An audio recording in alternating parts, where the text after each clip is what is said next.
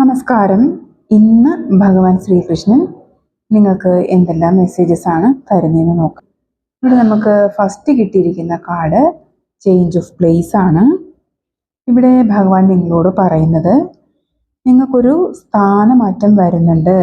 അത് നിങ്ങൾക്കൊരു യാത്രയാകാം, ഒരു വീട് മാറ്റമാവാം, അല്ലെങ്കിൽ നിങ്ങളുടെ ജോബിന് ഒരു മാറ്റമാവാം, നിങ്ങളുടെ ചുറ്റുപാടിന് എന്തെങ്കിലും ഒരു മാറ്റം, അങ്ങനെ എന്തും ആകാം എന്നാണ് ഭഗവാൻ ഇവിടെ പറയുന്നത്.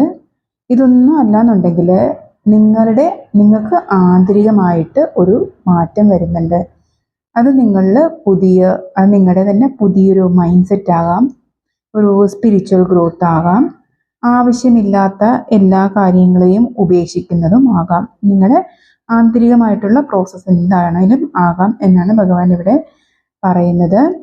മാറ്റം എന്താണെങ്കിലും അത് ഫിസിക്കലി ആയിരുന്നാലും ഇമോഷണലി ആയിരുന്നാലും സ്പിരിച്വൽ ലെവലിലായിരുന്നാലും അതിനെ സ്വീകരിക്കുക എന്നാണ് ഭഗവാൻ പറയുന്നത്. അത് എന്താണേലും അത് നിങ്ങൾക്ക് വേണ്ടിയിട്ട് ഇപ്പോൾ നിങ്ങളുടെ വളർച്ചയ്ക്ക് വേണ്ടിയിട്ട് ക്രിയേറ്റ് ചെയ്യപ്പെട്ട അവസാനമാണ്, അല്ലെങ്കിൽ ആ ഒരു മാറ്റം ആണ് എന്നാണ് ഭഗവാൻ ഇവിടെ മെസ്സേജ് തരുന്നത്. അടുത്തത് പേഷ്യൻസ് ആണ്.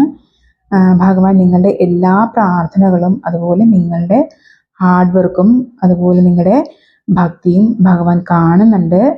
എല്ലാത്തിൻ്റെയും ഫലം ഉടനെ വേണം എന്ന് പറഞ്ഞ് നിങ്ങൾ ധൃതിപ്പെടാതെ ക്ഷമയോടെ കാത്തിരിക്കുക എന്നാണ് ഇവിടെ ഭഗവാൻ പറയുന്നത്.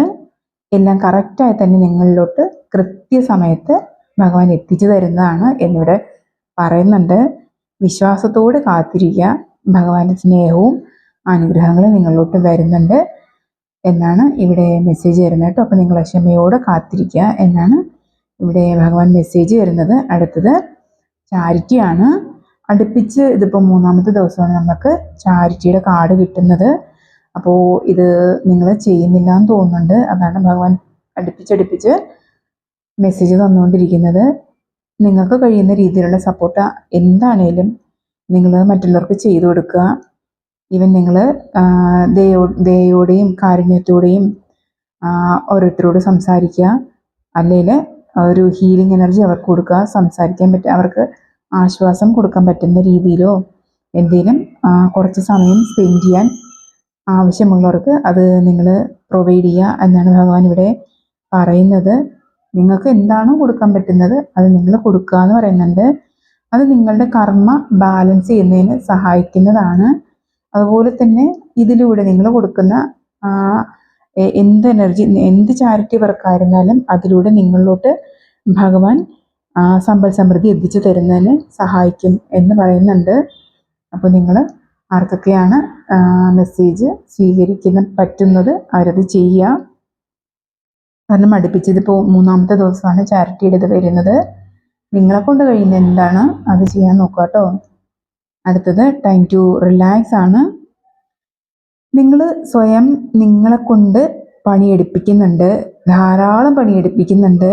അത് നിങ്ങളെ മാനസികവും ശാരീരികവും വൈകാരികമായ തലത്തിൽ നിങ്ങളെ തന്നെ തളർത്തുന്നുണ്ട് എന്ന് ഭഗവാൻ ഇവിടെ പറയുന്നുണ്ട്. റിലാക്സേഷനും അതുപോലെ തന്നെ സെൽഫ് കെയറും നിങ്ങൾക്കിപ്പോൾ അത്യാവശ്യമായ കാര്യമാണ് എന്നിവിടെ ഭഗവാൻ പറയുന്നുണ്ട്. ആവശ്യത്തിന് റെസ്റ്റ് ശരീരത്തിനും മനസ്സിനും കൊടുക്കുക. അതുപോലെ തന്നെ നിങ്ങൾ ഹെൽത്തി ഡയറ്റ് ഫോളോ ചെയ്യുക. ആവശ്യത്തിന് വെള്ളം നിങ്ങൾ കുടിക്കുക. ആദ്യം അവനവനെ പരിപാലിക്കുക എന്നാണ് ഭഗവാൻ ഇവിടെ പറയുന്നത്. നിങ്ങൾ റെസ്റ്റ് എടുക്കുന്നതിലൂടെ നിങ്ങൾ സ്വയം വിചാരിക്കേണ്ട മടി പിടിച്ചിരിക്കുകയാണെന്ന്. ആ ചിന്തയിലോട്ട് നിങ്ങൾ പോകണ്ട എന്നിവിടെ ഭഗവാൻ എടുത്തു പറയുന്നുണ്ട്. കാരണം ആ റെസ്റ്റ് നിങ്ങൾക്ക് അനിവാര്യമാണ് ഈ സമയത്ത്. ആ റെസ്റ്റ് എടുത്തെങ്കിൽ മാത്രമേ നിങ്ങളിലോട്ട് ഭഗവാനുമായിട്ടുള്ള കണക്ഷൻ കൂടുതൽ സ്ട്രെങ്തൻ ചെയ്യാൻ പറ്റുകയുള്ളൂ.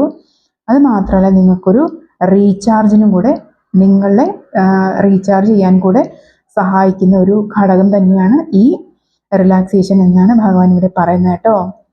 അതിലൂടെ നിങ്ങൾക്കൊരു ഇന്നർ സ്ട്രെങ്ത് ലഭിക്കുന്നതാണ് എന്നിവിടെ പറയുന്നുണ്ട്. ഇതിവിടെ റെസ്റ്റ് എടുക്കേണ്ടുന്നവർ മാത്രം ചെയ്താൽ മതി, എല്ലാവർക്കും ഉള്ളതല്ല കേട്ടോ. അടുത്ത ഗീത കാർഡ് എന്താണെന്ന് വെച്ചാൽ ടൈം ഓഫ് ഡെത്ത് ആണ്.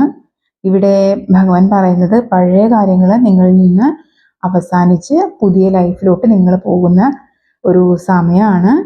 പഴയ സാഹചര്യങ്ങളും അതുപോലെ വ്യക്തികളും അവരുടെ നിങ്ങളുടെ ലൈഫിൽ അവർക്കുണ്ടായിരുന്ന റോളെല്ലാം അവസാനിപ്പിച്ചു കഴിഞ്ഞു. എല്ലാത്തിനും അവസാനമായി കഴിഞ്ഞു. അവരുടെ കാർമിക് പർപ്പസ് എന്താണോ അത് അവർ പൂർത്തീകരിച്ചു കഴിഞ്ഞു, അല്ലെങ്കിൽ ആ സാഹചര്യം പൂർത്തീകരിച്ചു കഴിഞ്ഞു. അപ്പോൾ ഇനി അവർക്കോ ആ സാഹചര്യങ്ങൾക്കോ നിങ്ങളുടെ ലൈഫിൽ സ്ഥാനമില്ല എന്നാണ് ഭഗവാൻ ഇവിടെ പറയുന്നത്. അപ്പോൾ ഈ മാറ്റങ്ങളെ നിങ്ങളെ ചെറുത്ത് നിൽക്കാതെ നിങ്ങളെല്ലാം അംഗീകരിക്കുക. ഹീലിംഗ് ചെയ്യാനുള്ളവർ അത് ചെയ്യുക.